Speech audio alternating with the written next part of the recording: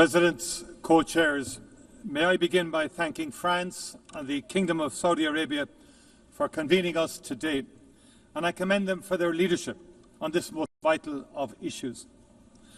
Those of us gathered here know that the only viable option to deliver a peaceful future for Israel and for Palestine is a two-state solution. At this most critical juncture, we must continue to put our full political weight behind it. The situation on the ground has rarely looked so bleak. A just and lasting peace seems further away than it ever has. But in our own peace process in Northern Ireland, to a conflict of 24 years' duration, we recognised that even in the darkest of days, we had a duty as leaders to keep the flame of hope alive and to keep talking. The immense suffering of the Palestinian population in Gaza over the past 2 years has been an affront to the world. It has horrified people around the world, nowhere more than in Ireland, where people have been moved to sorrow and to anger. What happened to Israel on the 7th of October was a horrific and brutal attack on an innocent civilian population, and Hamas must be held to account for its actions. It was an appalling act of crime, war crime. But it cannot justify what has happened since. More than 65,000 people killed in Gaza. Horrifically, more than 20,000 of them children. The use of food as a weapon of war, with scarcity becoming hunger, becoming famine. Hospitals attacked, homes and schools destroyed, thousands of years of culture wiped out. People shot as they desperately seek food for their families. Doctors, aid workers, journalists targeted and killed.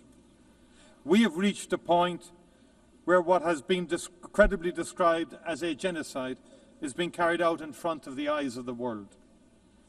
It would be easy to just despair, but we must not. Gaza must move us to action. And there are still humanitarian workers, medics, journalists determined to do their best for the people of Gaza and for Palestine. They are doing so with the most extraordinary courage and without regard to their own safety. To honour them and the Palestinian people, it is right that we as political leaders play our part too.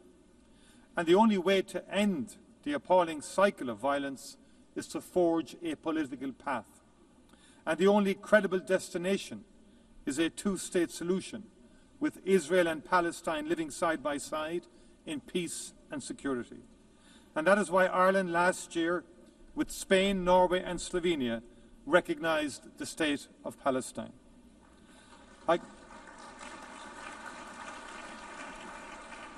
I commend those who have taken the decision to recognise the state of Palestine this week, and I strongly urge those who have yet to do so to give it serious consideration. We know that there are people, including in the Israeli government, who are working daily to make that outcome impossible. In addition to the destruction of Gaza, settlements are expanding every day, and illegal settlers in the West Bank are increasingly emboldened and militant. If we do not move now to protect the two-state solution, if we do not work to build a process through which it can be achieved, there may never be another opportunity. That must not be our legacy to future generations. Ireland is ready to play its part, and I look forward to our continuing steadfast cooperation. Thank you very much indeed.